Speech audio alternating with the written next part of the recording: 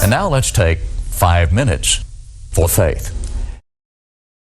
I was just thinking about Leviticus chapter 18 and part of the Old Law. And the Old Law, of course, gives us insight into the heart of God and can be so very helpful. The fact of the matter is there are lots of things in the New Testament that we really can't fully understand without appreciating and understanding something about the Old Testament. Well, in Leviticus 18 and 20, we read these words. He's talking about sins that separate people from their God and things He prohibits. Listen to this list. Moreover, you shall not lie carnally with your neighbor's wife to defile yourself with her. Adultery. And you shall not let any of your descendants pass through the fire to Molech, that's an idol, nor shall you profane the name of your God. I am the Lord. So don't use God's name in vain, he says, and don't sacrifice your children, murder your children in sacrifice to Molech or to an idol. You shall not lie with a male as with a woman. In other words, homosexuality is prohibited. It is an abomination, he says. Nor shall you mate with any animal. There's bestiality. To defile yourself with it, nor shall any woman stand before an animal to mate with it. It's perversion. Don't defile yourselves with any of these things, for by all these the nations are defiled, which I am casting out before you. For the land is defiled. Therefore I visit the punishment of its iniquity upon it, and the land vomits out its own inhabitants. It's abomination. Here are things which to God are abominations. Now, pull out one of them for our consideration. Homosexuality, lying with a man as with a woman, he describes it. You know, Romans chapter 1 of the New Testament describes the practice of homosexuality as vile affection and condemns it in similar terms as the Old Testament. I think what we need to do is just to go ahead and admit that the Bible condemns the practice of homosexuality. We got to come to grips with that reality. But that's not the end of the discussion. Think about the concept of temptation, because I think what's being promoted in the practice of homosexuality, socially and politically today, has something to say to the issue of temptation. Now, James chapter 1 and verse 14 of the New Testament says that every man is tempted of his own lust and enticed. That is to say that what tempts you may not tempt me. Jesus himself was tempted, Matthew chapter 4. It's not a sin to be tempted.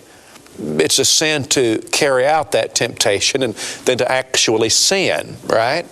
Now, the interesting thing about the subject of homosexuality and the practice of homosexuality is that we've sort of let society tell us that this temptation is special. This temptation is unique to all the others, because if a man or a woman is tempted to commit this sin, if they have the temptation, then it is wrong for us to prohibit them or to discourage them from practicing this. Because if they're tempted, that defines who they are. We don't believe that about any other temptation, I don't think.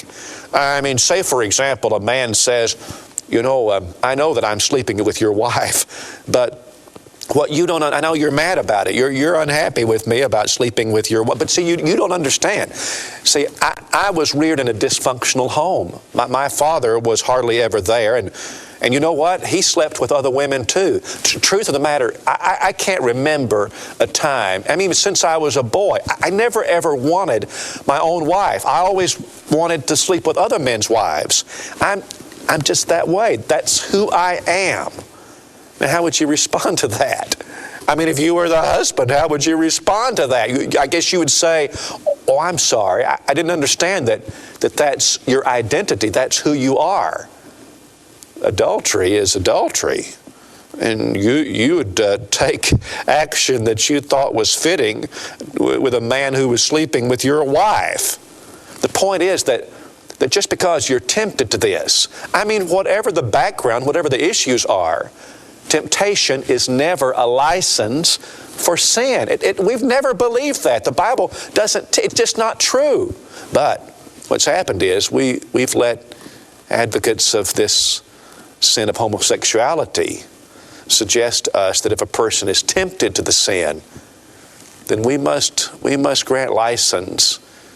The problem with that is that you don't really love people when you say such things, because we must all appear before the judgment seat of Christ.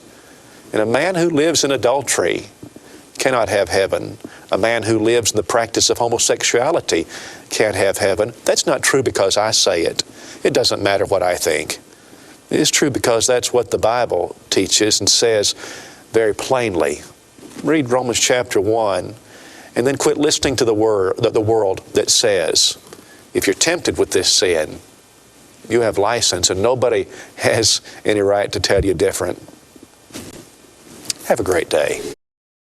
Speech on. Page 1 of 3 selected. Screen record.